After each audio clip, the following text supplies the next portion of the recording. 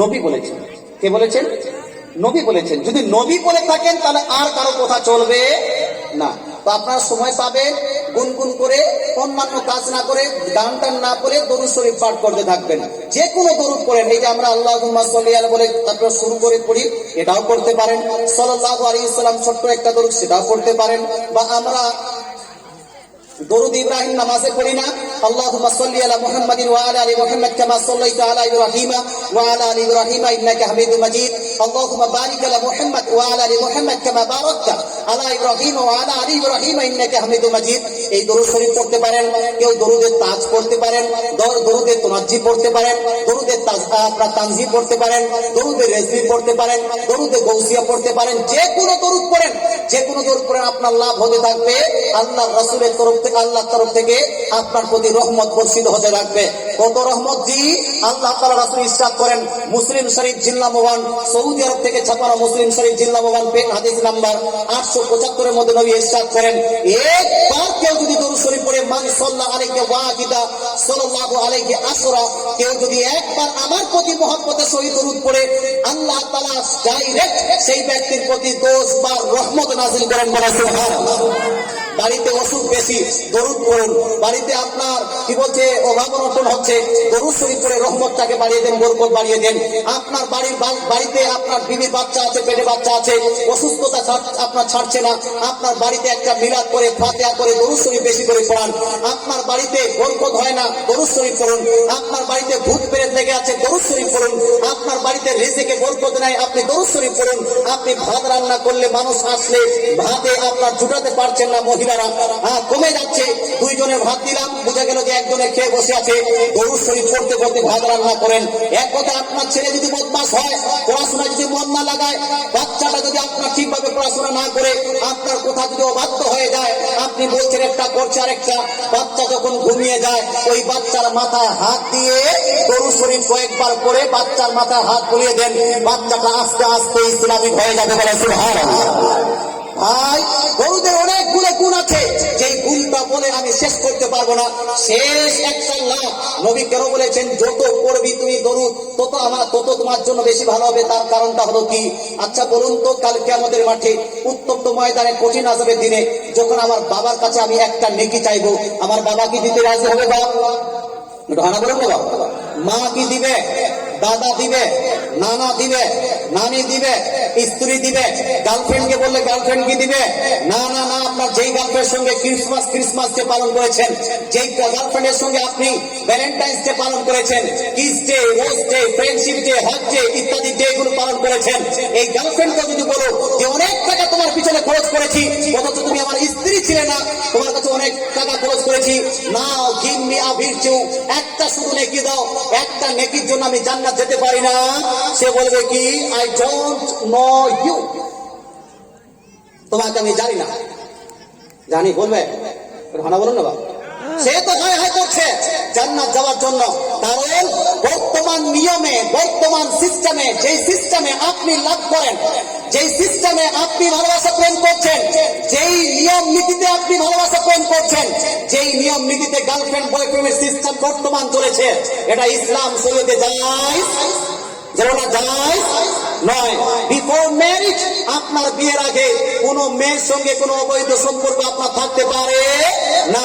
কোন মেয়েকে নিয়ে আপনি ক্রিসমাস ডে পালন করতে পারবে না, আপনি ভ্যালেন্টাইন্স ডে পালন করতে পারবে না, kiss day, rose day, hug day পালন করতে পারবে না, ফ্রেন্ডশিপ ডে পালন করতে পারবে না, লাভ ডে, ভালোবাসা দিবস আপনি পালন করতে পারবে না, প্রথম ফাল্গুনও পালন করতে পারবেন না, আর 1 জানুয়ারিও কোনো মহিলার সঙ্গে, অর্থাৎ যিনি আপনার, যে মহিলা আপনার স্ত্রী নয়, যে মেয়ে আপনার বোন নয়, আপনার মা নয়, আপনার বেটি নয়, সেই সমস্ত নারীদের সঙ্গে আপনি ঘুরতে যাবেন, আপনি কি বলছে দৌড়ে যাবেন, আদিনাতে যাবেন, অন্যান্য জায়গায় ঘুরতে গিয়ে এই 1 জানুয়ারিটা পালন করবেন। This is not permissible according to Islam. ইসলাম অনুযায়ী এটা আপনার জন্য জায়েজ হবে না। But can you love? কিন্তু আপনি কি প্রেম করতে পারেন? অবশ্যই, অফকোর্স ইউ ক্যান লাভ। আপনি প্রেম করতে পারেন, ভালোবাসতে পারেন। কাকে প্রেম করতে পারবেন? Your father, your mother, your sister, your daughter, your teacher, your imam, আপনি প্রেম করতে পারেন আপনার মায়ের সঙ্গে, আপনার বাবার সঙ্গে, আপনার ভাইয়ের সঙ্গে, আপনার বোনের সঙ্গে, আপনার স্ত্রীর সঙ্গে, আপনার বেটির সঙ্গে, আপনার ইমামের সঙ্গে, আর গোটা দুনিয়ার মধ্যে সব থেকে বেশি প্রেম করবেন তার সঙ্গে, আপনার নবীর সঙ্গে। বলে সুবহানাল্লাহ। নবী একদিকে, গোটা দুনিয়া একদিকে, নবীর প্রেমের সঙ্গে কারো প্রেমের তুলনা করা যাবে না।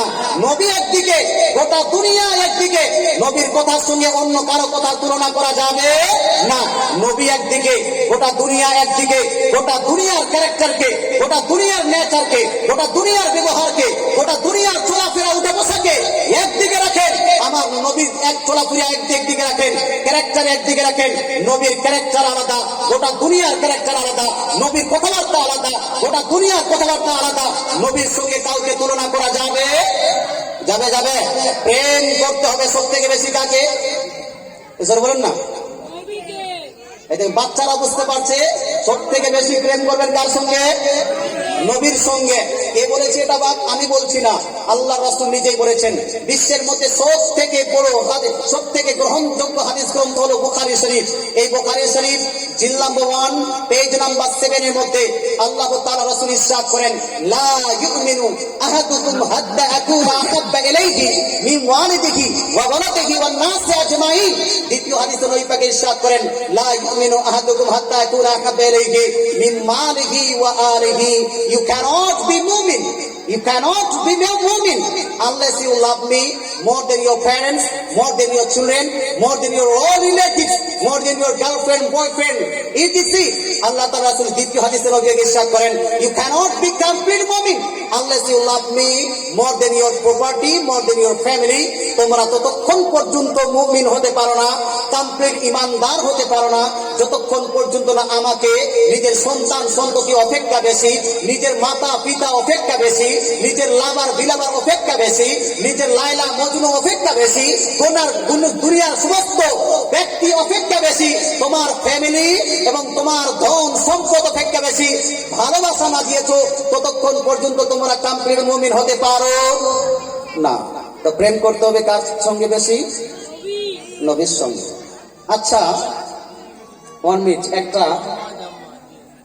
ও ভাই বসেন বসেন বসেন, বেড়ে যায়। আচ্ছা তোমার সঙ্গে কথা বলছে, ওই কিপ সাইলেন্ট, কথা বলবেন না। প্রেম ভালোবাসা বলছিলাম। আচ্ছা ভালোবাসি, এটা তো হলো আপনার মুখ দিয়ে কথা, এর প্র্যাকটিক্যালি একটা রূপ আছে। রূপ আছে না? একজন বুড়া একজন বুড়িকে ভালোবাসে, মানে নিজের স্ত্রী। বুড়ি দাদি দাদুকে ভালোবাসে। একদিন দাদি বলছে দাদুকে, ও আমার স্বামী যান, I love you so much, আমি আপনাকে খুব ভালোবাসি। কথা বুঝতে পারছেন? তো দাদু আনন্দিত। স্ত্রী বলেছে I love you so much. কোন সময় বলেছিল? অনেকদিন পর বললো, বেটা বেটির বিয়ে হওয়ার পরে খুব আনন্দে আছে। বিয়ে করার পর যত দিন যায় তত কিন্তু মানুষের মধ্যে, স্বামী স্ত্রীর মধ্যে ফোটর বাড়তে থাকে, ঝগড়াঝাটি বাড়তে থাকে, কিন্তু কেউ কাউকে ছাড়তে পারে না। একটা আলাদা টান, ছাড়তে পারবে না, তবে থাকাও যায় না। হ্যাঁ, বেশিরভাগ পরিবারে হয়ে অনেক ঝগড়াঝাটির মধ্যে একদিন বুড়ি বুড়াকে বলেছে, দাদি দাদুকে বললো I love you so much, আমি তোমাকে খুব ভালোবাসি। বুড়াটা বলছে, বাপ অনেকদিন পরে বলেছে, আমার অনেকদিন আমার মা হালুয়া খাবো হালুয়া, কিন্তু এই বুড়ির মন মেজাজ দেখে সাহস পাই না। তো আজকে যখন বলছে খুব ভালোবাসি, তাহলে বলেই দিই। তো বলছে, বুড়ি আমাকে তুমি খুব ভালোবাসো, তাহলে আমাকে অনেক দিন থেকে হালুয়া খাবার ইচ্ছা করছে, হালুয়া বানিয়ে দাও না, মুড ফ্রেশ। বুড়ির মুড একদম খারাপ হয়ে গেল। হ্যাঁ, মাথা টাথা তোমার খারাপ হয়ে গেল নাকি? এত রাত্রিতে এখন তোমাকে হালুয়া খাওয়ার ইচ্ছা করছে, শরম লাগে না, লজ্জা লাগে না, ইত্যাদি ইত্যাদি। একদম ধমক দিয়ে একদম চুপ করো, না আমি পারবো না, তোমাকে খেতে বলছে, তুমি নিজে খাও, বানিয়ে খাও। বুড়া তো ধমক খেয়ে একদম চুপ। এবার বলছে ঠিক আছে হালুয়া বানিয়ে দিবি না, কমসে কম 1 গ্লাস পানি দাও। ওই যে জগ রাখা আছে, গ্লাস রাখা আছে, তোমার হাত নাই, উঠিয়ে খেতে পারো না, জল ঢালো খেয়ে নাও। এটা মানলো না। তারপরে আচ্ছা ঠিক আছে আমি নিজে পানি খাচ্ছি, কম বিছানা করে দাও, আমি ঘুমাবো, মুড খারাপ হয়ে গেছে। তোমার হাত নাই, তোমাকে আল্লাহ হাত দেয়নি, নিজে করে বিছানাটা করতে পারো না? বিছানা তুমি নিজে করো আর ঘুমাও। একটা কথা মানলো না। বুড়া এবার রাগ করে গিয়ে ঘুমালো। কাজটা সেরে বুড়িও ঘুমালো। ঘুমার পরে বুড়াকে ঠোকা মেরে বলছে, এই বুড়া কি, I love you so much. বলেন তো বুড়ার মন মেজাজ ভালো হবে না খারাপ? এটা ভালো বলেন না? ভালো হবে। এই বুড়া হো তার বুঝতে পারবে। হ্যাঁ, যদি বাপ মা বেঁচে থাকে তো রাগ উঠতে গেলে এক্ষুনি গিয়ে তোর বাপের বাড়ি রেখে আসবে। I love you so much বলছো আর এটা করতে পারবো না, ওটা করতে পারবো, একটা কোথাও দেবো না, বিছানা পর্যন্ত করতে পারো না, বলবে কি বলবে না? তার মানে হলো লাভ ডিমান্ডস দ্য প্রুফ। ভালোবাসা প্রুফ চায়, ভালোবাসা আপনার দলিল চায়। আপনি ভালোবাসেন কিভাবে? ভালোবাসেন একটু হানা বলেন না, ভালোবাসেন কিভাবে? ভালোবাসার প্রমাণটা কি? প্রুফ কি? প্রুফটাই হলো আপনি যখন বিয়ের আগে ভালোবাসেন কোন গার্লফ্রেন্ডকে, একবার যদি গার্লফ্রেন্ড বলে আমার ডেইরি মিল্ক খাওয়ার ইচ্ছা করছে, আপনি সঙ্গে সঙ্গে আপনার যারা ডেইরি মিল্ক কেন তুমি বলো চাঁদ তোড়কে লাएंगे आपके लिए, হ্যাঁ তোমার लिए চাঁদ তোড়কে লাओगे, বলে কি বলে না ভাই? বলে না? এই যে ভালোবাসার প্রুফ। এবার প্রশ্ন হলো এই, একটা প্রেমিকার জন্য যদি আপনি চান আপনার করতে পারেন, ডেইরি মিল্ক নিয়ে যেতে পারেন, ভালোবাসা যদি প্রমাণ চায়, প্রমাণ, তাহলে আপনার নবীর সঙ্গে আপনার ভালোবাসা যদি থাকে তারও প্রমাণ দরকার আছে কি নাই? বাবা আছে কি নাই? প্রমাণ কি? নবী পাক সাল্লাল্লাহু আলাইহি ওয়াসাল্লামের সঙ্গে ভালোবাসেন, সব থেকে বেশি ভালোবাসেন। একজন সন্তানকে কতটা ভালোবাসি আমরা? সন্তানকে ভালোবাসি বলে রাত্রি 4টার সময় যদি আমাকে বিজনেসে যেতে হয়, আমরা ঘুম ছেড়ে রাত্রি 4টার সময় চলে যাই, যাই কি যাই না? যাই। বিজনেসের জন্য 3টার সময় আমরা যাই, গোটা রাত জাগরণ করে আমি ড্রাইভিং করে শিলিগুড়ি বা আপনার জলপাইগুড়ি বা আপনার আসাম থেকে গাড়ি নিয়ে চলে আসি কি আসি না ভাই? গোটা রাত আমার জার্নি চলছে। একটা বাচ্চাকে ভালোবাসি এই জন্য, বাচ্চার লাইফকে কমফোর্টেবল করার জন্য, বাচ্চার জীবনটাকে কমফোর্টেবল করার জন্য, বাচ্চার ফিউচারকে ভালো করার জন্য, পড়াশোনাকে ভালো করার জন্য কতই না কষ্ট করছি। কেন? কারণ আমরা আমাদের বাচ্চাকে ভালোবাসি, আমরা আমাদের ছেলেকে ভালোবাসি, মেয়েকে ভালোবাসি, আমার স্ত্রীকে ভালোবাসি। ভালোবাসা ডিমান্ড করে আপনার প্রুফটা কি? আমার নবী পাক সাল্লাল্লাহু আলাইহি ওয়াসাল্লামকে আপনি ভালোবাসেন, শেষ নবীকে আপনাকে ভালোবাসতে হবে, আপনার নবীকে আপনি সব থেকে বেশি ভালোবাসেন। এর প্রমাণটা কোথায়? এর প্রমাণ হলো, সব থেকে বড় প্রমাণ, একজন মানুষ যদি সব থেকে বেশি নবীকে ভালোবাসে তার সব থেকে বড় প্রমাণ হলো সে নামাজি হয়ে যাবে। সে কি হবে? বা নামাজি হবে, নামাজ পড়ছে, এই নামাজটা হলো নবীর ভালোবাসার প্রমাণ। দাড়ি রাখছে, দাড়িটা হলো আপনার নবীর ভালোবাসার প্রমাণ। মিথ্যাকে ছেড়ে দিয়েছেন, মিথ্যা ছেড়ে দেওয়াটা হলো নবী পাকের সঙ্গে ভালোবাসার প্রমাণ। আপনার স্ত্রী হাফ কাট ব্লাউজ পরে আপনার বাড়ি থেকে বার হয়ে যায়, আপনার মেয়ে টাইট ফিটিং কাপড় পরে আপনার বেপরদা হয়ে বাড়ি থেকে বার হয়ে যায়, আপনি বলতে পারছেন না কিছুই, আপনি গার্জিয়ান, আপনি বাবা, আপনি তার পিতা, তারপরে বলতে পারছেন না, তার মানে হলো এই নবীর ভালোবাসা এখনো কমপ্লিট হয়নি। যদি কমপ্লিট হতো, নবীর শরীয়তটাকে আপনাকে মানতে হবে, নবী পাক সাল্লাল্লাহু আলাইহি ওয়াসাল্লাম যেটা বলেছেন সেটা আপনাকে করতে হবে। ভালোবাসা প্রুফ চায়, আমাদের প্রুফ হলো নবীকে যে যতটা ভালোবাসবে সে ততটা বেশি ইসলামের উপর আমল করবে। আমল করতে হবে। বাবা কথা বুঝতে পারছেন তো? নবীকে ভালোবাসতে হবে, কবে না ভাই? একটু হারা বলুন না বাবা। রাত আচ্ছা, আমার কথা বুঝতে পারছেন আপনারা? ভালোবাসতে হবে না? কি কম না বেশি? বেশি না সব থেকে বেশি? সব থেকে বেশি যদি নবীকে ভালোবাসতে হয় তাহলে নবী পাক সাল্লাল্লাহু আলাইহি ওয়াসাল্লাম ইরশাদ করেন, আমার চোখের শীতলতা কুররাতু আইনি ফিস সালাত। আমার নবী বলছেন আমার চোখের শীতলতা হলো নামাজের মধ্যে। সুতরাং আমাদেরকে নামাজ পড়তে হবে, তবে না হানা বলুন না বাপ, হবে না।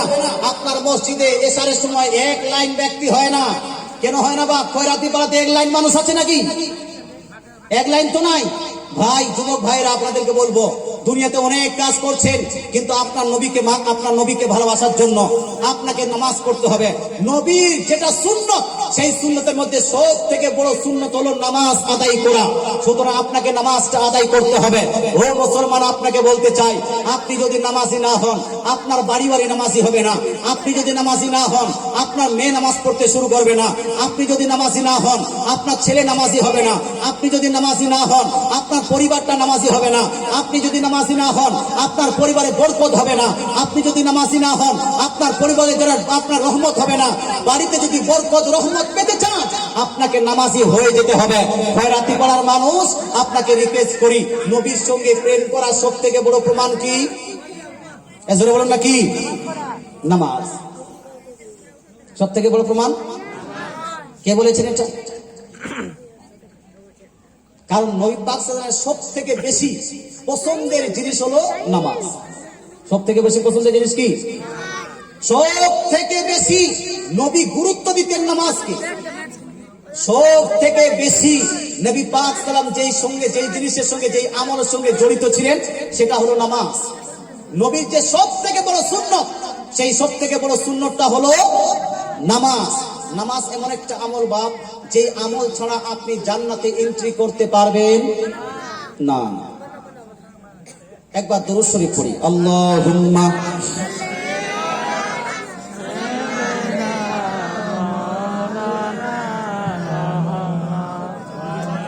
ওয়া আলা আলি সাইয়্যিদিনা। নামাজ পড়বেন, নামাজ পড়বেন। খয়রাতি পাড়ার মানুষ নামাজ পড়বেন। আজকে বলুন তো, আমাদের গ্রামে বা আমাদের পাড়ায় নামাজি বেশি না বেনামাজি বেশি? বেনামাজি বেশি। ওই বাবা, চুপ। নামাজি অপেক্ষা বেনামাজি বেশি। বেনামাজি বেশি বেশি কেন?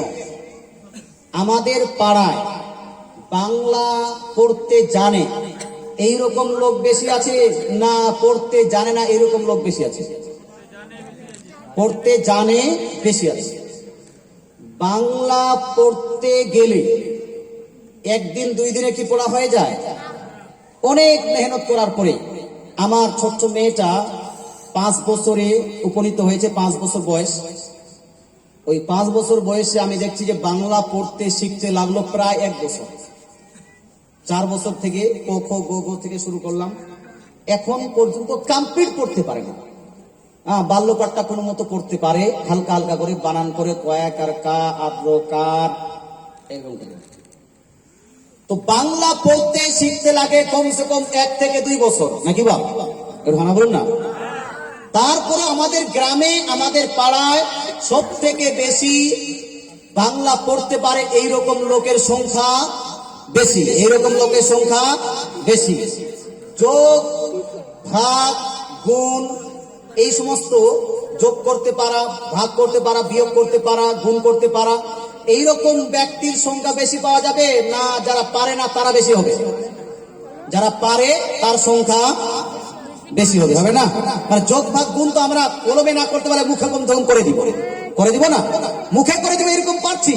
এটা শিখতেও সময় লাগে অনেক বেশি। বাপ বলতে চাই, তো এটা আমাদের সংখ্যা বেশি, কিন্তু নামাজের সংখ্যা কম আছে কি নাই? নামাজের সংখ্যা কম আছে কি নাই? আচ্ছা বলুন তো, নামাজ শিখতে সময় বেশি লাগবে না বাংলা শিখতে বেশি সময় লাগবে? কোনটা? বাংলা শিখতে বেশি সময় লাগে। তারপরেও যেহেতু আমাদের কালচার বাংলা, আমাদের শিক্ষা কালচার হলো শিক্ষা, আমরা সবাইকে স্কুলে পাঠাই, আপনার কি বলছে হাই স্কুলে পাঠাই, প্রাইমারিতে পাঠাই, কেজি স্কুলে পাঠাই। এই জন্য আমাদের প্রতিটা বাচ্চা 5 থেকে 6 বছর হওয়া আপনার মাত্রই বাংলা পড়তে শিখে নেয়। কিন্তু 5-6 বছর নয়, 50-60 বছর একজন ব্যক্তি হয়ে গেছে, তারপরেও সঠিকভাবে নামাজ পড়তে শিখে না। কেন শিখে না? বাপ কালচার না। ওই বাবা, এ তো আতর গোলাপ দিতে হবে না, চুপচাপ বস না রে। তারপর আমরা বাংলা আর কোরআন শরীফ পড়তে পারি না, তারপর আমরা নামাজ পড়তে শিখিনি। 50-60 বছরের লোক আমরা কি সবাই কোরআন শরীফ পড়তে জানি বাপ? সবাই জানি? হ্যাঁ, পার্সেন্টেজ যদি দেখা যায় যে কতগুলো মানুষ পড়তে জানে, কতগুলো পড়তে জানে না, তো যারা পড়তে জানে না তাদের সংখ্যা বেশি হবে। ধারণা বলুন না, নামাজ পড়ে না এদের সংখ্যা বেশি। কোরআন শরীফ পড়তে কতক্ষণ লাগবে, কতদিন লাগবে? আমি একজন ভাইকে, মানে বিএ পাস করে আমার একটা শালা ছিল, দুইজন শালা, ওদেরকে বললাম ভাই তুমি কোরআন শরীফ পড়তে পারো না কেন? আমি শিখিনি। তো যাও শিখো। হুজুর অনেক দিন লেগে যাবে, মোটামুটি 1-1.5 বছর লেগে যাবে, অনেক সময় লাগে, অতগুলো সময় নেই।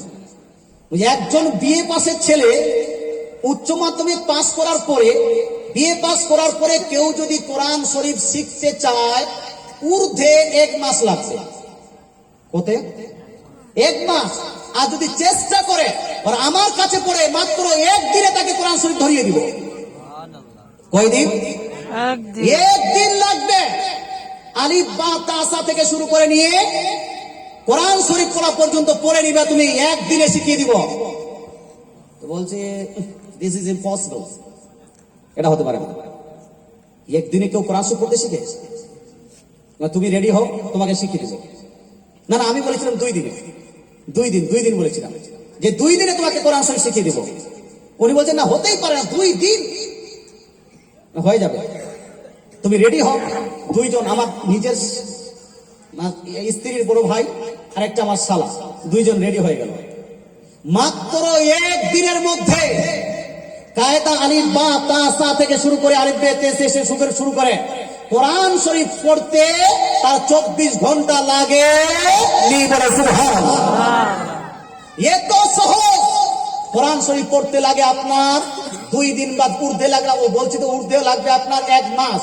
ঊর্ধ্বে 1 মাস লাগে কোরআন শরীফ ধরতে। কিন্তু এই 1 মাসের সময়টা গোটা জীবন, ও যুবক, গোটা জীবন আপনি বার করতে পারেননি। মাধ্যমিকের পরে 2-3 মাস আপনি সময় পান, উচ্চ মাধ্যমিকের সময় অনেক টাইম আপনি যারা বেস্ট করে দেন। বিএ পাসের সময় বিএড করছেন, বিএড করলে তো পড়তে হয় না। আমিও বিএড করেছি, বিএড করার পরে এমএ করছি। আমি বলতে চাই বিএড করার সময় তো পড়তে লাগে না। আপনি চুপচাপ বসে আসেন, এইসব মাস্তি করছেন, আপনি ডেটিং করছেন, গার্ডেনিং করছেন, সিনেমায় যাচ্ছেন, এদিকে যাচ্ছেন, সেদিকে যাচ্ছেন। কেন? আল্লাহ রাসূলের প্রেমের জন্য, নবীর দ্বীনকে জানার জন্য, নবীর ভালোবাসাকে কমপ্লিট করার জন্য 1 মাস ইমাম সাহেবের কাছে গিয়ে কোরআন কেন শিখতে পারেন না আপনারা? কেন পারেন না? Because you don't love our holy prophet সাল্লাল্লাহু আলাইহি ওয়াসাল্লাম কমপ্লিটলি। কারণ আপনি নবী পাক সাল্লামকে সঠিকভাবে ভালোবাসা করেন না। দ্বীনের সঙ্গে ভালোবাসা করুন বাপ, নবীর সঙ্গে ভালোবাসা করুন। নবীর ভাষা হলো আরবিক। কি ভাব? নবীর ভাষা কি? আরবিক। এটা ভালো বলুন না বাপ। হ্যাঁ, আমরা ইংলিশ বলতে অনেকগুলো ভালোবাসি কিনা? ইংলিশ যে স্পিকিং করতে পারে, আমরা তাকে মনে করি যে খুব বড় একটা পার্সন, না? বড় মনে করি। কেন মনে করি বাপ? Because this is international language. এটা হলো আপনার ইন্টারন্যাশনাল ভাষা।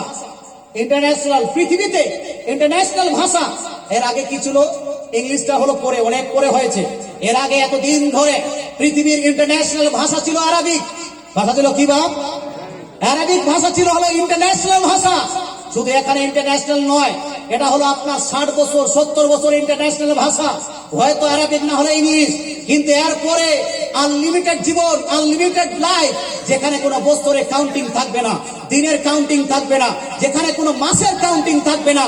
মরার পরে আপনাকে আনলিমিটেড বছর অতিবাহিত করতে হবে। সেই জায়গার, সেই লাইফটাতে, সেই জীবনের সব থেকে বড়, সব থেকে আপনার ইন্টারন্যাশনাল সেখানকার ভাষা কি? সেখানকার ভাষা হলো আরবিক। সেখানকার ভাষা কি? কবরের ভাষা আরবিক, হাসরের ভাষা আরবিক, জান্নাতের ভাষা আরবিক, নবীর ভাষা আরবিক, কোরআনের ভাষা আরবিক। কোরআন নাযিল করা হয়েছে আরবিকে, ফারিস্তারা কথোপকথন বলে আরবিকে। অন্যান্য অনেকগুলো নবীর ভাষা আছে যেটা আরবিকে আছে।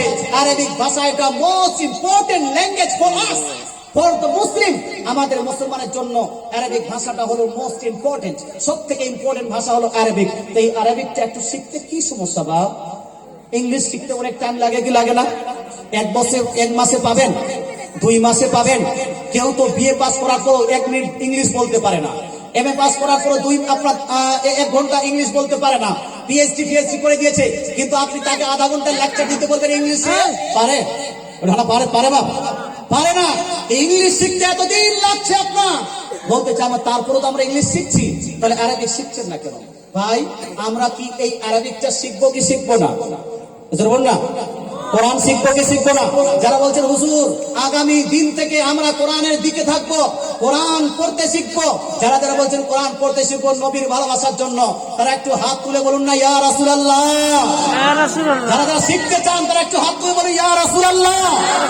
মাওলানা সিরাজুল ইসলাম সাহেব এখানে থাকে, আমি দেখলাম তার কেরাতটাও মোটামুটি ভালো। সিরাজুল ইসলাম থাকে না, ওই মাওলানা সিরাজুল ইসলাম সাহেবকে আপনি তো কি বলছে একটা টিউশন নেন 500 টাকা মাস, 500 টাকা মাস দিয়ে টিউশন করছেন, মাস সপ্তাহে একদিন পড়াবে, বা সেখানে আপনার 4 দিন পড়াবে, 500 টাকা দিতে হবে নাকি বাপ? দিনে 100 টাকা করে দিচ্ছেন। একজন মৌলভী সাহেবকে দিনে নয় মাসে যদি 100 টাকা জেবে দিয়ে দেন আর বলবো হুজুর আমাকে একটু শিখিয়ে দেন না কোরআন শরীফ, মৌলভী সাহেব এত উৎফুল্ল হয়, এত সুন্দর ভাবে আপনাকে পড়াবে যে আপনি আরো তাড়াতাড়ি পড়তে শিখে যাবেন। কি যাবেন না ভাই? যাবেন না? কেন টাকা দিব? ইমাম সাহেবকে তো ইমামগিরি করার জন্য টাকা দিচ্ছি, তো না দিয়েন টাকা। টাকা আপনার দরকার নাই, ইমাম সাহেব আপনার কাছে সবসময় টাকা চায় না। মিলাদ করবেন আপনি, সেই মিলাদের জন্য আপনি হয়তো কোনোদিন টাকা দিচ্ছেন, কেউ দিচ্ছেন না। ফাতিহা করছেন, কেউ টাকা দিচ্ছেন, দিচ্ছেন না। মাদ্রাসাতে মসজিদে যান, ইমাম সাহেবের কাছে শিক্ষা নেন। যদি আপনার ইচ্ছা করে টাকা দিব তো দিবেন, না হলে এমনিতে ফ্রিতে আপনার ইমাম সাহেব শিখাতে রেডি আছে কিনা বাপ? আছে কি নাই? আছে। সুতরাং আমরা শিখবো। যারা হাত তুলেছেন ভাই, ইয়াং জেনারেশনকে বলবো, ইয়াংস্টার্সকে বলবো, যারা বাচ্চারা আছেন আপনাদেরকে বলবো, বাচ্চাদেরকে কোরআন শরীফ শিখতে লাগবে জোরের উপর 6 মাস। কয়দিন? 6 মাস। আর যারা বয়স্ক হয়ে গেছি, যারা আমরা ইন্টেলিজেন্ট ব্যক্তি, যারা আমরা জিনিয়াস, যারা আমরা এডুকেটেড ব্যক্তি, এই এডুকেটেড শিক্ষিত ব্যক্তিরা যদি আমরা কোরআন শিখতে চাই তাহলে কোরআন শিখতে যাব, মাত্র লাগবে কতদিন? 1 মাস। কথা বুঝতে পারছেন? আমার পদ্ধতিতে আলাদা। আমি ইংলিশ স্পিকিং কোর্স করাতাম, আমি আরবিক একটা কোর্স করাই। মাত্র 3 বছরে আলিম কোর্স করাচ্ছি আমি আমার মাদ্রাসায়। 3 বছরে আলিম কোর্স। যেই কোর্সটা লাগে 8 বছরে, সেই জিনিসটা আমি করাচ্ছি 3 বছরে। 3 বছর আলিম কোর্স কেউ যদি আপনার খয়রাতি পাড়া করতে চান, মাধ্যমিক পাস করেছেন, এবার আপনাকে মৌলভী হওয়ার ইচ্ছা করছে, আলিম হওয়ার ইচ্ছা করছে, কিন্তু আপনি ভাবছেন যে 10 বছর 15 বছর আলিম হতে লাগবে, তাহলে আপনাকে 10 বছর 15 বছর লাগানোর দরকার নাই। আপনি আমার মাদ্রাসায় চলে আসেন, মাত্র 3 বছরে আপনাকে আলিম কোর্স করিয়ে দিব। আলিম পাস করে নেবেন, কোরআন শরীফ পড়তে পারবেন, কোরআন শরীফ ট্রান্সলেট করতে পারবেন, কোরআন শরীফের তর্জমা নিজে নিজে করতে পারবেন, কোরআন শরীফ বুঝতে পারবেন, হাদিস শরীফের তর্জমা করতে পারবেন, আপনি মাসের মাসাইল বলতে পারবেন, আপনার অন্যান্য ব্যক্তিদেরকে ইসলামের দিকে নিয়ে আসতে পারবেন। মাত্র লাগবে 3 বছর। কত বছর বাপ? 3 বছর। তো ভাই আপনাদের মধ্যে কেউ যদি রেজি থাকেন আমার সঙ্গে যারা পরে কন্ট্যাক্ট করবেন, আপনি চলে আসবেন। তো আমরা নামাজ অতি সত্তর শুরু করবো কি করবো না? যে কোরআন পড়তে পারবে তারপর তার জন্য নামাজটা আসান হয়ে যাবে কি যাবে না? ধারণ হবে কি হবে না? যে কোরআন পড়তে জানে তাকে নামাজ পড়ার ইচ্ছা করবে, করবে না? কারণ কোরআন ভিতরে আছে। শয়তানি কমে যাবে, যাবে না? শয়তানি কমে যাবে, হারামকারী কমে যাবে। আপনার সবসময় ফিল হবে, রিয়ালাইজ হবে যে আপনি একটা কোরআন শরীফ রেখেছেন। I have Quran Sharif, I have Quran Sharif in my heart. আমার হার্টে, আমার দিলে কোরআন শরীফ আছে। এই আমার এই হারাম কাজটা করা উচিত নয়, এই নাজায়েজ কাজটা করা উচিত নয়, এই যে আমি যেটা আপনি বলছেন ডেটিং করছি সেটা আমার উচিত নয়, এই ক্রিসমাস যে পালন করছি এটা আমার উচিত হচ্ছে না, আমি গান বাজনাতে মেতে আছি এটা আমার উচিত হচ্ছে না। আপনার দিল বলবে, তখন মনে হবে মসজিদে আযান হচ্ছে, তখন আপনাকে নামাজ পড়া ইচ্ছা করবে, করবে কি করবে না ভাই? ইচ্ছা যখন হবে তখন আপনি নামাজ পড়বেন, নামাজটা আরো শক্ত এবং মজবুত হবে। বলে সুবহানাল্লাহ। নামাজই বাড়াতে হবে, নামাজই বাড়াবেন। আমল আপনার লাগবে, কাল কিয়ামতের মাঠে উত্তপ্ত ময়দানে কঠিন আসবে দিনে। আচ্ছা বলুন তো ভাব, পর্দা করা জরুরি কিনা? জরুরি না? কি মহিলাদের জন্য শুধু পর্দা আছে না পুরুষের জন্য আছে? পুরুষের জন্য নাই? পুরুষের জন্য পর্দা কি? এই কিছু ছেলে যেন আপনার প্রশ্ন দিতে চেয়েছিলেন, আপনারা প্রশ্ন যদি দেন তো তাড়াতাড়ি দিয়ে দেন, কারণ আমার মুফতি সাহেব চলে আসবে। কেউ যদি প্রশ্ন দিতে চান, কারণ মুফতি সাহেব আসার পর আমি প্রশ্ন উত্তর কিন্তু করবো না। প্রশ্ন যদি কারো থাকে তাহলে প্রশ্নটা দিয়ে দেন। একবার তো শুরু করি, আল্লাহুম্মা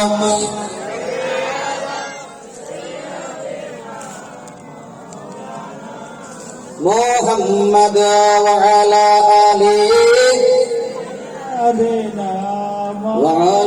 আলি সাইয়্যিদিনা মাওলানা মুহাম্মাদ। আল্লাহুম্মা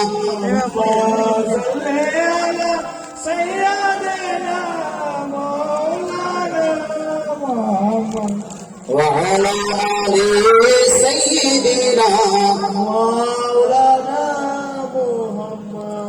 সম্মানিত মুসলিম, আমি যেটা বলছিলাম সেটা হলো এই আমরা দুনিয়াতে যা নেকির কাজ করছি, যা হারাম কাজ করছি, সমস্ত হারাম, সমস্ত নেকি, সমস্ত কর্মের আমাদের হিসাব হবে কি হবে না ভাই? হবে না? হবে না? যত কাজ করছি এখানে যদি আমরা পর্দা যেটা বলছিলাম, একজন মুসলমানের জন্য পর্দা করা ফরজ, শুধু নারীদের জন্য না, পুরুষের জন্য পর্দা ফরজ আছে কিনা? আছে। পুরুষের জন্য পর্দা ফরজ, জরুরি পর্দা, কম্পালসারি পর্দা। কতটুকু বলতে পারবেন আপনারা? জানেন কতটুকু ফরজ?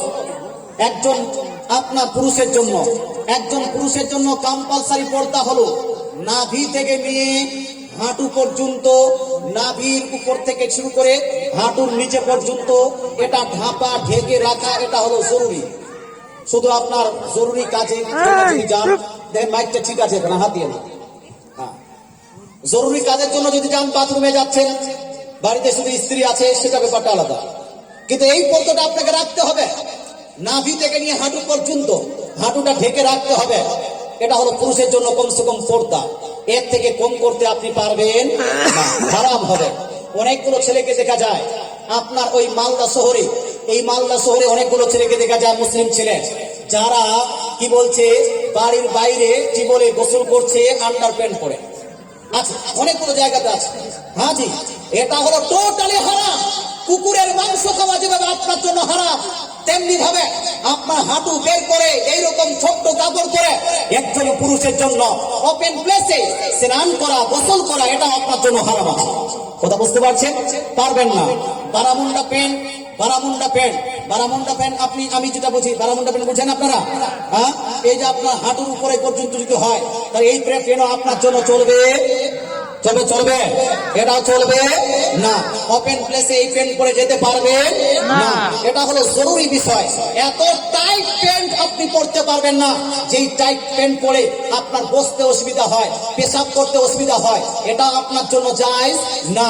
অনেকগুলো ছেলে এমন টাইট প্যান্ট পরে, যে দেখেন আপনার নাভি এখানে আছে সামনের দিকে, ওর পিছন দিক থেকে যেটা নাভির সোজা যেটা জায়গা আছে, এতদূর পর্যন্ত কিন্তু প্যান্টটাকে উপর রাখতে হবে আপনাকে। কিন্তু অনেকগুলো ছেলে আছে এমন প্যান্ট পরছে যে একটু হারলে আপনার পিছন পুরা যারা দেখা যায়, এমনটা যেন এইরকম প্যান্ট পরা শরীয়তে হারাম। এটা জায়েজ হবে না? হবে না। খুব টাইট ফিটিং প্যান্ট, যেই প্যান্টটা পরেছেন, যেটাতে আপনার স্ট্রাকচার প্রমাণিত হয়, সেই প্যান্টটা আপনার জন্য জায়েজ নয়। তেমনি ভাবে মহিলাদের জন্য টাইট কাপড় পরা, এত টাইট কাপড় পরা শরীরে অঙ্গ প্রত্যঙ্গ প্রকাশ পাচ্ছে, এই প্যান্ট পরা বা এই আপনার লেগিংস পরা, জেগিংস পরা বা এইরকম কোন চুড়িদার পরা মহিলাদের জন্য জায়েজ হবে না। পাতলা কাপড় পরেছে, এত পাতলা কাপড় পরেছে যে ভিতরে ছোট কাপড় পর্যন্ত পরিলক্ষিত হয়, এত পাতলা আপনার চুড়িদার বা শাড়ি পরা মহিলাদের জন্য জায়েজ নয়। এটা পর্দার খেলাফ। একটু আপনাকে মোটামুটি যারা আপনার কাপড় পরতে হবে, কথা বুঝতে পারছেন? এগুলো জিনিসের উপর আমল করতে হবে, কেন না ভাই? আমল করা লাগবে না। এর যদি বিপক্ষে যান, কাল কিয়ামতের মাঠে আপনার হিসাব হবে। আপনার স্ত্রী পর্দা করে না, আপনি স্বামী হয়ে কিছু বলছেন না, আপনার হিসাব হবে কবে না? বিজনেস করতে গিয়ে মিথ্যা কথা বলছেন, আপনার কি গুনাহ হচ্ছে কি হচ্ছে না ভাই? অনেকগুলো মানুষ বলছে ভাই ব্যবসা বাণিজ্যতে একটু মিথ্যা কথা চলে। হ্যাঁ, এই মোবাইলের দাম আপনি কিনেছেন 12,000 টাকা, বিক্রি করতে কেউ কিনতে এসেছে, বলছেন ভাই কত দাম? 15,000 বা 13,000 দিব। এই 13,000 তোমার কিনাই পড়ে বলে না, অথচ কিনেছে কয় টাকা দিয়ে? 12 দিয়ে। তো মিথ্যা হলো কি হলো না বাপ? আপনি জানেন, আপনি বলছেন মিথ্যা কথা বললেন, এইগুলো চলবে, বিজনেসের খাতির চলবে। শোনো, ইসলাম শরীয়তে আপনার বিজনেস হোক, অন্যান্য যে কোনো জায়গা হোক, মিথ্যা হারাম তো হারাম। আপনার বিজনেস খাতিরেও এই মিথ্যা চলবে না। সত্য কথা বলে আপনার 12,000 টাকা দিয়ে কিনেছেন, কয় টাকা দিয়ে কিনেছেন না কিনেছেন, এটা আপনার বলার দরকারটাই কি? দরকার আছে বাপ? হ্যাঁ, ওটা দরকার নাই। আপনি 12,000 টাকার মোবাইল 50,000 টাকা দিয়ে বিক্রি করেন, এটা আপনি করতে পারবেন, এটা আপনার ইচ্ছা। কথা বলুন না, এটা আপনার ইচ্ছা। কিন্তু মিথ্যা বলা যাবে না। আপনি বলতে পারেন ভাই, আমি ভাই 15,000 টাকা নিচে আমি দিতে পারবো না, আপনি 15,000 টাকা দিয়ে নিন, তাহলে নিবেন না, আপনার ব্যাপার। কথা বুঝতে পারছেন? এইটুকু বলতে পারবেন। যদি আপনি সত্য কথা বলেন, বিজনেস করেন, বিজনেস করা হলো নবীর সুন্নত। কার সুন্নত বাপ? নবী বিজনেস করা কাজ সুন্নাত, নবীর সুন্নাত। বিজনেস করা হলো সাহাবীর সুন্নাত, বিজনেস করা অন্যান্য নবী করে সুন্নাত। আমার নবী, আপনার নবী, দয়ার নবী, মায়া নবী ইরশাদ করেন, আত-তাজিরু সুদুকুল আমিন মা নবিয়িনা ওয়াস সিদ্দিকিনা ওয়াস শুহাদা'i ওয়াস সালিহিন। আমাদের ছেলেরা আজকাল বেশিরভাগ নকরি নেওয়ার জন্য, সার্ভিস নেওয়ার জন্য, মাস্টার হওয়ার জন্য মেহনত করে, অথচ ভাই মমতা হোক বা অন্য কোনো ক্ষমতা হোক, এরা মুসলমানদেরকে বেশি চাকরি দিতে চায় বেজবল্লা চায় না। মমতা হোক বা অন্য কোনো ক্ষমতা হোক, এরা চায় যে মুসলমানরা ডাউন হয়ে যাক। মুসলমানের পার্সেন্টেজ নাই, মুসলমানের রিজার্ভেশন নাই, মুসলমানের ছেলেরা চাকরি কম পায়। আপনাকে বলতে চাই, যে কোনো গভর্নমেন্টের লোক আসুন না কেন, আপনাকে চাকরি নিতে চান, কিন্তু চাকরি 100 জনের মধ্যে হচ্ছে 2 জন। আপনার 98 জন মানুষ চাকরির অপেক্ষায় গোটা জীবনটাকে বরবাদ করে দিচ্ছেন। মুসলমান চাকরির অপেক্ষা করেন, কিন্তু কোন একটা কাজে লেগে যান। চাকরির অপেক্ষা করেন, কোন একটা বিজনেসে লেগে যান। চাকরির অপেক্ষা করেন, কোন একটা ব্যবসা করুন। ব্যবসার সঙ্গে সঙ্গে চাকরির জন্য মেহনত করুন, কারণ চাকরি যদি না হয় ততক্ষণ আপনি ব্যবসায় দাঁড়িয়ে যাবেন। একটু হানা বলে বলো, আপনার ফ্যামিলি চলে যাবে। ভাই আপনাকে বলতে চাই, যদি কোনো ব্যক্তি সত্য কথা বলে, ন্যায় পরায়ণতার সহিত, সততার সহিত কেউ যদি বিজনেস করে, আমার নবী, আপনার নবী ইরশাদ করেন, আত-তাজিরু সুদুকুল আমিন মা আন-নাবিয়িনা ওয়াস সিদ্দিকিনা ওয়াস শুহাদা'i ওয়াস সালিহিন। কেউ যদি সত্য কথা বলে, ন্যায় পরায়ণতার সহিত, কেউ যদি সততার সহিত বিজনেস করে, ব্যবসা করে, কাল কিয়ামতের মাঠে উত্তপ্ত ময়দানে কঠিন আযাবের দিনে তার হাসর হবে নবীদের সঙ্গে। বলে সুবহানাল্লাহ। কার সঙ্গে বাপ? নবীদের সঙ্গে। মান নবিয়িনা ওয়াস সিদ্দিকিনা ওয়াস শুহাদা, তার হাসর হবে নবীগণের সঙ্গে, শুহাদাদের সঙ্গে। তো হাসরটা ভালো হবে না খারাপ? ভালো হবে না। তো বিজনেস করতে হবে বাপ, বিজনেস করুন, বিজনেসে লাভ আছে, কোনো সমস্যা নাই। মুসলমান আমি বলতে চাই, সমস্ত জিনিসে তো বিজনেসে কি মিথ্যা বলা যাবে? এটা হানা বলে না, মিথ্যা বলা যায় যাচ্ছে। আপনার বহু খুব রাগান্বিত হয়েছে, খুব রেগে আছে। আপনি ভেবেছেন এবার যদি আমি মিথ্যা না বলি আমার পরিবার ধ্বংস হচ্ছে। বিবিকে, স্ত্রীকে, ওয়াইফকে পটানোর জন্য, গার্লফ্রেন্ডকে নয়, আবার ওটা রাখাই খারাপ। ওয়াইফকে দেখছেন, আপনার ওয়াইফ রাগান্বিত হয়েছে। এখন আমি যদি মিথ্যা না বলে যদি সত্য বলি, তো আপনার পরিবারটা ধ্বংস হয়ে যাচ্ছে। সেই সময় আপনার স্ত্রীকে বুঝানোর জন্য, পরিবারকে বাঁচানোর জন্য, সেই জায়গায় স্ত্রীকে আপনি যদি মিথ্যা কথা বলে স্ত্রীকে সন্তুষ্ট করতে পারেন, ইসলাম বলছে এই মিথ্যাটার পারমিশন আছে। কথা বোঝা গেল? অন্য জায়গায় বলা যাবে না। তেমনি ভাবে মেয়েটাও স্বামীকে, আপনার মেয়ের স্বামীকে বুঝানোর জন্য, এমন মিথ্যা নয় যে হুজুর মিথ্যা কথা তো বলা যায় আছে, তাই আমার স্ত্রীকে রেখে মন্টুর স্ত্রীর সঙ্গে আমি লাইন মারবো, আর স্ত্রীকে এসে বলবো আমাদের না কোনো সমস্যা নাই, এইরকম মিথ্যা বলা যাবে? যাবে এরকম? হুজুর মিথ্যা তো বলা যায় যে আছে, তাহলে এইরকম করা যায় না? না মুসলমান, এইটা কিন্তু জায়েজ হবে না। আল্লাহ তাআলা আমাদেরকে বুঝার তৌফিক দান করুন। যা আমল করবেন সমস্ত আমলের হিসাব হবে।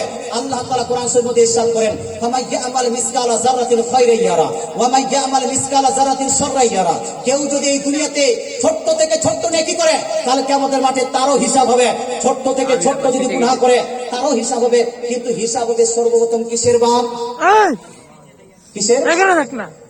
আল্লাহ তাআলা রাসূল ইরশাদ করেন, তিরমিজি শরীফ প্রথম খণ্ড হাদিস 415 এর মধ্যে নবী পাক ইরশাদ করেন, ইন্না আউওয়ালা মা ইউহাসাবু বিহিল আবদু মিন ইয়াউমাল কিয়ামাতি মিন আমালিহি সালাতুহু। কাল কিয়ামতের মাঠে উত্তপ্ত ময়দানে কঠিন আযাবের দিনে একজন বান্দার সর্বপ্রথম হিসাব হবে তার নামাজের। কিসের বাপ? নামাজের। কিসের বাপ? নামাজের হিসাব সর্বপ্রথম। ফাইন সালাহাত ফাকাত আনজা ওয়া আফলা। যদি নামাজ ঠিকঠাক বের হয়, তাহলে সে কামিয়াব ও কামরাম, সাকসেসফুল হয়ে গেল, জান্নাত চলে যাবে। ওয়া ইন খাবা ওয়া খাসিরা ওয়া ইন ফাসাদাত ফাইনাহু খাবা ওয়া খাসিরা। আর নামাজ যদি ধ্বংস হয়ে যায়, নামাজ যদি কমি হয়, তাহলে সে কি হবে? ধ্বংস হয়ে গেল। তাই ভাই বলতে চাই, নামাজটা অবশ্যই পড়বেন। আর আপনি শুধু নয়, আপনার পরিবারকে নামাজ পড়ান। আমি বলছিলাম যে আমরা বাংলা অত হাট, সমস্ত জিনিস হাট, তারপরে ওগুলো আমরা শিখে নিচ্ছি, নামাজ শিখতে পারছি না। তার কারণে হলো কি যে আমরা কালচারে নাই। আমাদের কালচারটাকে বানাতে হবে, নামাজের কালচার। কথা বুঝতে পারছেন? হ্যাঁ, কালচার বানানোর জন্য কি করতে হবে? একটা হাদিসের উপর আমল করতে হবে। কি করতে হবে বাপ? একটা হাদিসের উপর আমল করতে। কোন হাদিস? আবু দাউদ শরীফের মধ্যে একটি হাদিস আছে। আমার নবী, আপনার নবী, দয়ার নবী, মায়া নবী ইরশাদ করেন, মুরু আওলাদাকুম বিস-সালাহ ওয়া হুম আবনাউ 7 সিনিন। তোমরা নিজের সন্তানকে নামাজের অর্ডার করো, হুকুম করো, যখন সন্তান 7 বছরে উপনীত হবে। বলেন সুবহানাল্লাহ। বাচ্চা যখন 7 বছরে হয়ে যাবে, সেই সময় বাচ্চাকে বলো, বাচ্চা এখন তোমাকে নামাজে যেতে হবে, তাকে নামাজ শেখাও, নামাজে নিয়ে যাও। ওয়াজরিবুহুম আলাইহা ওয়া হুম আবরাউ আসবে সিনিন। আর বাচ্চা যদি 10 বছর হয়ে যায়, তারপরে যদি নামাজ না পড়ে, তাকে নামাজের জন্য মারতেও পারো। কথা বুঝতে পারছেন বা? এই হাদিসের উপর যদি আমরা আমল করি, আমাদের গ্রামে কি বেনামাজি থাকবে? থাকবে। বাচ্চাকে 7 বছরে যদি নামাজ শুরু করতে পারি, আর 10 বছরে যদি নামাজের জন্য মারি, তাহলে নামাজ সবাই পড়বে কি পড়বে না? যেহেতু আমাদের বাবারা আমাদেরকে এই হাদিসের উপর আমল করেনি, 7 বছরে নামাজের কথা বলেনি, প্রাইভেটের জন্য মারতো, টিউশনের জন্য মারতো, স্কুল না গেলে মারতো, পড়াশোনা না করলে মারতো, বাংলা পড়াশোনা না করলে মারতো, কিন্তু নামাজ না পড়লে কেউ কিছু বলতো না, বাবাও বলতো না, মাও বলতো না। এই জন্য আমরা নামাজি হতে পারলাম না। আপনি হতে পারেননি, বা আপনার সন্তানকে বেনামাজি বানায়েন না, কারণ জাহান্নামে যাওয়ার সব থেকে বড় রাস্তা হলো বেনামাজি হওয়া। জাহান্নামে যাওয়ার সব থেকে বড় রাস্তা কি? বেনামাজি হওয়া। আল্লাহ তাআলা নামাজের গুরুত্বটা বোঝার তৌফিক দান করুন, আমল করার তৌফিক দান করুন। এতক্ষণ ধরে আমি নামাজের গুরুত্বটা আপনাকে বুঝালাম, এবং নবীর প্রেম ভালোবাসা কিভাবে করতে হয় সেটা আমি আপনাকে বুঝালাম। এবার আমি কিছু প্রশ্ন করব, যেগুলা প্রশ্ন দিয়েছে সেই প্রশ্নগুলো উত্তর দিয়ে আমার বক্তৃতা সমাপ্ত করব। একবার দরুদ শরীফ পড়ুন। আল্লাহুম্মা সাইয়্যিদিনা মাওলানা মুহাম্মদ ওয়া আলা আলি সাইয়্যিদিনা মাওলানা মুহাম্মদ। সম্মানিত মুসলিম সমাজ, যেহেতু আমার পরে দেখেন আজকে আমার 2 জন ব্যক্তির 2টা টপিক আছে। প্রথম আমি আলোচনা করেছিলাম আমল সংক্রান্ত, বললাম যে আমল প্রসঙ্গে আমাকে আলোচনা করতে হবে, আর উনি আসলে আকীদা সংক্রান্ত। আমলও মজবুত করতে হবে, আকীদাও মজবুত করতে হবে। আমল কারো যদি মজবুত না থাকে, সে যাবে জাহান্নামে। হ্যাঁ, তাকে যতটা ভুল করেছে, গুনাহ করেছে, তার জাহান্নামে থাকতে হবে, পরে যে না সে জান্নাতে যেতে পারে। আর আকীদা যদি ভুল থাকে, আকীদা ভুল থাকলে সে সর্বদা জাহান্নামে থাকবে। তা আমলটাও ঠিক করুন, আকীদাটাও ঠিক করুন। এখানে একজন ভাই প্রশ্ন করেছেন, প্রশ্নকারী ফিরোজ এবং ওসিম 2 জনে প্রশ্ন করেছেন, আকিকা কি? আকিকা কয় দিনের মধ্যে দিতে হয়? আকিকা হলো বাচ্চা জন্মের খুশিতে পশু জবাই করে মানুষের মধ্যে পশুর গোশত বিতরণ করাকে আকিকা বলা হয়। কথা বুঝতে পারছেন? আক্কা ইয়াউকু মানে হলো আপনার পশু জবাই করে খুশি পালন করা। কথা বুঝতে পারছেন? তো এই আকিকা করা শরীয়তের মধ্যে হলো সুন্নত। এটা কি? সুন্নত। বাচ্চা জন্মের 7ম দিনে অর্থাৎ 7 দিনে গিয়ে নবী পাক সাল্লাল্লাহু আলাইহি ওয়াসাল্লামের হাদিস অনুযায়ী আকিকা করা হলো সুন্নত। নবী পাক সাল্লাল্লাহু আলাইহি ওয়াসাল্লাম হযরত হাসান এবং হুসাইন রাদিয়াল্লাহু তাআলা আনহুর আপনার জন্মের 7ম দিনে গিয়ে আকিকা করেছিলেন। আকিকা সেই দিন 7 দিনে গিয়ে আকিকা করা সুন্নত। আকিকা করার নিয়ম কি? আকিকার দিনে আপনাকে বাচ্চাকে নেড়া করে দিতে হবে, বাচ্চাকে নেড়া করে দিতে হবে।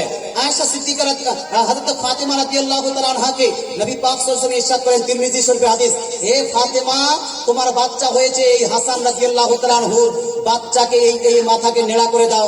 মাথা নেড়া করে যেটা চুল আসবে, সেই চুল পরিমাণ তুমি রূপা দান করে দাও। বলে সুবহানাল্লাহ। রূপা বুঝেন আপনারা? চাঁদি। হ্যাঁ, চাঁদি দান করা, চুল পরিমাণ চাঁদি দান করা, এটা হলো আয়েশা হযরত ফাতেমা রাদিয়াল্লাহু তাআলা আনহা সুন্নত। বাচ্চার 7ম দিনে বাচ্চার আকিকা করতে হবে, সেই দিন নাম নিযুক্ত করতে হবে, এবং বাচ্চার নামে আপনি আকিকা করবেন। এই আপনার ছাগল জবাই করবেন, অথবা গরু জবাই করবেন, অথবা উট জবাই করবেন, অথবা দুম্বা জবাই করবেন। এই সমস্ত জিনিস আপনি করতে পারেন, এটাকে বলা হয় আকিকা। 7 দিনে যদি না পারেন তাহলে আর 7 দিনে যদি না হয় তাহলে 14 দিনে গিয়ে আপনি করতে পারেন। তবে সব থেকে উত্তম হলো 7 দিনে গিয়ে। বুঝতে পারছেন? আর মুহাদ্দিসিনগণ বলেছেন কেউ যদি 14 দিনে না করে তাহলে 21 দিনে গিয়ে করবে। এরপর আর কোন লেভেল থাকে না, যে কোনো টাইমে আপনি আকিকাটা করতে পারেন, তবে জরুরি আর থাকে না, সুন্নাত ওইরকম আর থাকে না। কথা বুঝতে পারছেন? 2 নম্বর প্রশ্ন, যাদের আকিকা দেওয়া সে সময় সক্ষম নেই তাদের কতদিন দিতে হবে? অনেকগুলো মানুষ হয় যে বাচ্চা হয়েছে, বাবার আকিকা হয়নি। অনেকগুলো আছে না? তো মানুষ বলছে যে হুজুর বাবার আকিকা হয়নি, তো বাচ্চার আকিকা দেওয়া যাবে কি যাবে না? বাচ্চার আকিকার সঙ্গে বাবা মায়ের আকিকার কোনো সম্পর্ক নাই। কথা বুঝতে পারছেন? বাবা মায়ের আকিকা হোক বা না হোক, এর সঙ্গে বাচ্চার আকিকার কোনো সম্পর্ক নাই। বাচ্চা হয়েছে, বাচ্চার আকিকা দেন। আপনার আকিকা দেওয়া হয়নি, আপনার আকিকার টাইম পার হয়ে গেছে, বা আপনার আকিকা আপনি সেই সময় আপনার বাবা বা আপনার দাদু সেটা আপনার দেননি, সেটা তাদের এটা হয়েছে। বাচ্চা হয়েছে, আপনার ছেলে হয়েছে, আপনার মেয়ে হয়েছে, সপ্তম দিনে গিয়ে আপনার ছেলে এবং আপনার মেয়ের আপনি আকিকা দিবেন। আপনার আকিকা না হলেও তাদের আকিকা হবে। আপনার গোটা খানদানের যদি আকিকা না হয়, আর একটা বাচ্চা হয়ে বাচ্চার আকিকা দিলে বা আকিকাটা হয়ে যাবে। কথা বুঝতে পারছেন না? হ্যাঁ, যাদের দেওয়া হয়নি তাদের নামে যদি আকিকা দিতে চান দিতে পারে, তবে সেটা মুস্তাহাব হবে। কি হবে? আর আর সুন্নত থাকবে না, সুন্নত পদ্ধতিতে সেটা থাকবে না। একজন খারাপ লোক কে খারাপ বলা যাবে কিনা? একজন খারাপ লোককে খারাপ বলা যাওয়া, এটা দুইটা পদ্ধতি আছে। আপনি যদি একজন খারাপ লোককে খারাপ বললে ওর খারাপিটা বেড়ে যায়, কথা বুঝতে পারছেন? হ্যাঁ, তাহলে আপনি তাকে খারাপ বলবেন না। হ্যাঁ, তবে খারাপ ভাবতে হবে না এমনটা নয়। না তুমি খারাপ, এক তো খারাপ হোক, আর এরকম ডাইরেক্ট যদি বলে যে তুমি খারাপ, তাহলে ও আরো বেশি বড় খারাপ হয়ে যাবে। এটা যদি আপনার চিন্তাধারা থাকে বা আপনার অনুভব থাকে, তাহলে তাকে খারাপ বলার কোনো দরকার নাই। তাকে ভালো পথে আনার আপনাকে চেষ্টা করতে হবে। কথা বুঝতে পারছেন? আর দ্বিতীয় পদ্ধতিটা হলো যে আপনি যদি বলেন যে এটা তুমি খারাপ করছো বা তুমি খারাপ লোক, তাহলে ও লজ্জা পাবে, আগামীতে এই খারাপ কাজটা আর করবে না, বা আগামীতে ও ভালো হয়ে যাবে, আপনার সামনে খারাপই করবে না। তো এই ধরনের ব্যক্তিকে খারাপ বলা বা এর কাজটাকে খারাপ করে দেওয়া, এটা হলো জরুরি। কথা বুঝতে পারছেন?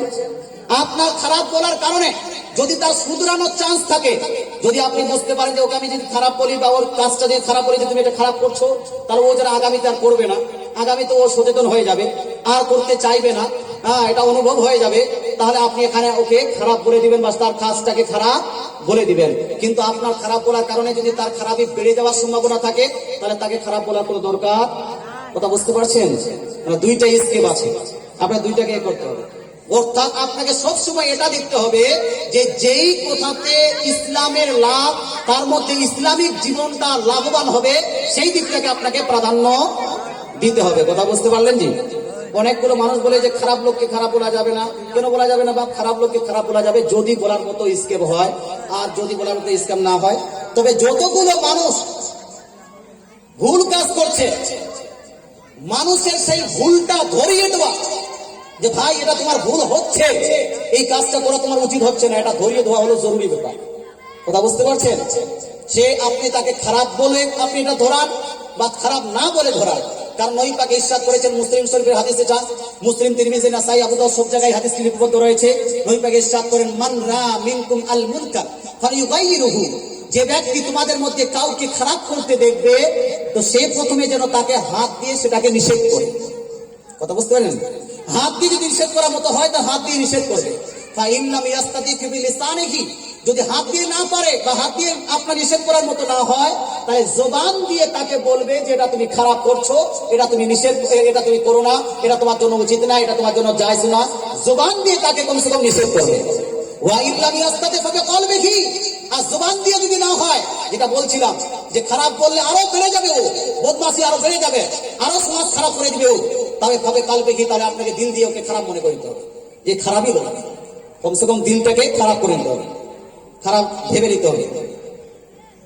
মাজারে মানত করা জায়েজ আছে কি নাই? মাজারে গিয়ে কি কিছু চাওয়া যায়? শুনুন, ইসলাম শরীয়তে প্রথমত আমাদেরকে মান্যতের কনসেপশনটা দেখুন। আপনি প্রশ্ন ভালো করেছেন। ও বাবু, ধ্যান দাও। আচ্ছা, আমরা মান্যত করি কেন? মান্যত করি কেন? কারণটা কি?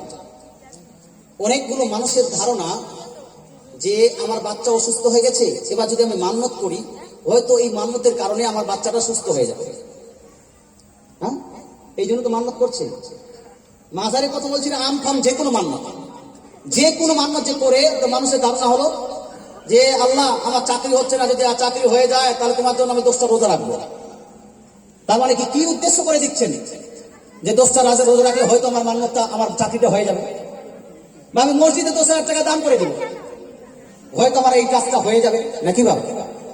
এইভাবে তো মাজারে যে অনেকগুলো মান্যত করছে, অনেকগুলো মানুষের চাদর দিব, হয়তো মনে করছেন যে আমার এই মান্যত করার কারণে হয়তো এটা আমার সাকসেসফুল হয়ে যাবে। তবে ইসলাম শরীয়ত বলছে, আপনাকে আমি খোলাখুলি কথা বলি, কোরআন শরীফের মধ্যে আল্লাহ বলেন তোমরা শরাব পান করো না, শরাব পান হারাম। আল্লাহ কোরআনে বলে দিয়েছে এটা টাচ করা যাবে না, মিথ্যা কথা বলা যাবে না, নামাজ পড়তে হবে, রোজা রাখতে হবে, যাকাত দিতে হবে, হজ করতে হবে, তোমরা ওসিলা চাও আল্লাহর দরবারে, এইরকম আল্লাহ তাআলা বিভিন্ন নির্দেশ দিয়েছেন। কিন্তু আল্লাহ তাআলা কোরআন শরীফের মধ্যে কোথাও এটা বলেনি, হে আমার বান্দারা তুমি মুসিবতে পড়ে গেলে তুমি নজর মান্যত করো। কথা বুঝতে পারছেন না? আল্লাহ কোথাও বলেননি যে তোমার মুসিবত যদি পড়ে, তুমি যদি এটা হয় ওটা হো, তো তুমি মান্যত করে নিও, কোথাও নাই। হাদিসের মধ্যেও 100% বলি, নবী করিম সাল্লাল্লাহু আলাইহি সাল্লাম কোন হাদিসের মধ্যে এটা বলেননি যে আমার বান্দারা তোমার যদি ফালা কাজটা না হয়, এই কাজ না হয়, সেই কাজ না হয়, তুমি যদি মুসিবতে গ্রেফতার হয়ে যাও, এই হয়ে যাও, সেই হয়ে যাও, তাহলে তুমি মান্যত করে নিবে, তোমার মুসিবত দূর হয়ে যাবে, আল্লাহ পূরণ করে দিবে, এইরকম আল্লাহ রসুলও করেনি। কথা বুঝতে পারছেন? তাহলে মান্যত করতে আল্লাহ তাআলা বলেননি, মান্যত করতে রাসূলও জোরে বলুন বলেননি। আপনি বলেন হুজুর নিষেধ তো করেননি, আমি বলবো নিষেধ করেছেন। নিষেধ শুধু মাজার কেন, যে কোনো মান্যত, শুধু মাজার নয়, অনেকগুলো মানুষ মহরমের মান্যত করে, ঢোল তামাশার মান্যত করে, লাঠি খেলা মান্যত করে। শুনুন, আল্লাহ রাসূল ইরশাদ করেন, তিরমিজি মুসলিম শরীফে এটা কমসে কম 10 জায়গায় হাদিস কানে লিপিবদ্ধ আছে, 10 খানা হাদিস আছে মুসলিম শরীফে। শুধু আল্লাহ রাসূল ইরশাদ করেন, লা তানজুরু, তোমরা মান্যত করো না, ফাইন্নান নাযরা লা ইউগনি মিনাল কাদরি শাইআ। কারণ যে আমাদের ধারণা আছে, কনসেপশন আছে যে মান্যত করলে হয়তো এটা পূরণ হয়ে যাবে, ওটা ঠিক হয়ে যাবে, এটা আমার আশা পূরণ হয়ে যাবে। আল্লাহ রাসূল বলেন যে মান্যত করার কারণে তকদিরে যা কিছু লেখা আছে এর মধ্যে কোনো পরিবর্তন হয় না। জোরে বলুন না, হয় না। আল্লাহ রাসূল দ্বিতীয় হাদিসের মধ্যে ইরশাদ করেন, ফাইন্নাহু লা ইয়ারুদ্দু শাইআ, মান্যত করার কারণে কোন জিনিসের পরিবর্তন হয় না। মান্যত করার কারণে তোমার মুসিবত দূর হয়ে যাবে, এমনটা হয় না। মান্যত করার কারণে তোমার চাকরি হয়ে গেছে, এমনটা হয় না। মান্যত করার কারণে তোমার এই ফালা কাজটা হয়ে গেছে, এমনটা হয় না। কে বলেছেন এটা? জোরে বলুন না, কে বলেছেন? নবী বলেছেন। তো মান্যত আল্লাহ করতে বলেননি, রাসূলও করতে বলেননি। মান্যত করতে রাসূল নিষেধ করেছেন, ধারণা করতে এটার কারণে আমার একটা লাভ হয়ে যায় নিষেধ করেছেন। তো মান্যত করে লাভ কি হয়? বা আল্লাহ রাসূল ওটা বলেছেন, মান্যত করলে লাভ, তাই ইন্নামা ইউস্তাখরাজু মিনাল বাখিল, মান্যত করলে একজন বকিলের কাছ থেকে লাভ হলো, একজন বকিলের কাছ থেকে টাকা পয়সা বের হয়ে আসে। একজন মানুষ উটের মান্যত করেছে, মান্যত পূরণ হয়ে গেছে যে বাচ্চা যদি সুস্থ হয়ে যায় তো আমি একটা উট দিব। তো গরিব টাটকার মানুষ, খুব বড় লোক না, বাচ্চাটা সুস্থ হয়ে গেছে, সুস্থ হয়ে যাওয়ার পর আজ দিব, কাল দিব, আজ দিব, কাল দিব, টাকা হয় না। একটা উট কিনলে 1 লাখ টাকা লাগে না? 1 লাখ টাকা, বিশাল টাকা, ও দিতে পারছে না। এবার দেখছে কি স্বপ্নে ওকে উট কামড়াতে আসছে, ওর বহু বলছে তুমি যেন উট দাও, ই করো, সে করো, বহুত চাপে ওকে জমি বিক্রি করে হলো, ও জমি বিক্রি করে উট কিনে এসে উট কুরবানি করে দিচ্ছে। হ্যাঁ বলুন না, ওর কাছে যদি মসজিদের জন্য 1 লাখ টাকা চান, গোটা জীবনে দিবে না। দিবে? মাদ্রাসার জন্য 1 লাখ টাকা, 50,000 টাকা চান, দিবে না। এই জালসার জন্য 5,000 টাকা চান, এইরকম ব্যক্তি কাছে দিবে না। দিবে? কিন্তু মান্যত করে নিয়েছে, ও মান্যত পূরণ করার জন্য যদি জমি বিক্রি করতে হয়, ও আপনার জমি বিক্রি করে হলো মান্যতটা পূরণ করবে কি করবে না? ভাই করবে না? হে ব্রাদার্স, আমাদেরকে প্রথমত এই কনসেপশন ধারণাটা আমাদেরকে রিমুভ করতে হবে যে মান্যত করলে কোনো লাভ হয়। মান্যত করলে মুসিবত যদি দূর করতে হয়, বালা মুসিবত দূর করতে হয়, আল্লাহ রাসূল ইরশাদ করেন, তাসাদ্দাকু, তোমরা বেশি বেশি করে দান করো, খায়রাত করো, সাদকা করো। ফাইন্না সাদকাতা তারুদ্দুল বালা, কারণ যত বেশি সাদকা করবে তত মুসিবত দূর হবে। বলে সুবহানাল্লাহ। ও মা বোনেরা, আপনারা বেশি মান্যত করেন, আর উল্টা পাল্টা যা তা যেন আপনারা মান্যত করেন। আপনাদেরকে বলছি মান্যত করা কোনো দরকার নাই। যদি প্রয়োজন হয় মসজিদে দান করেন, প্রয়োজন হয় মাদ্রাসায় দান করেন।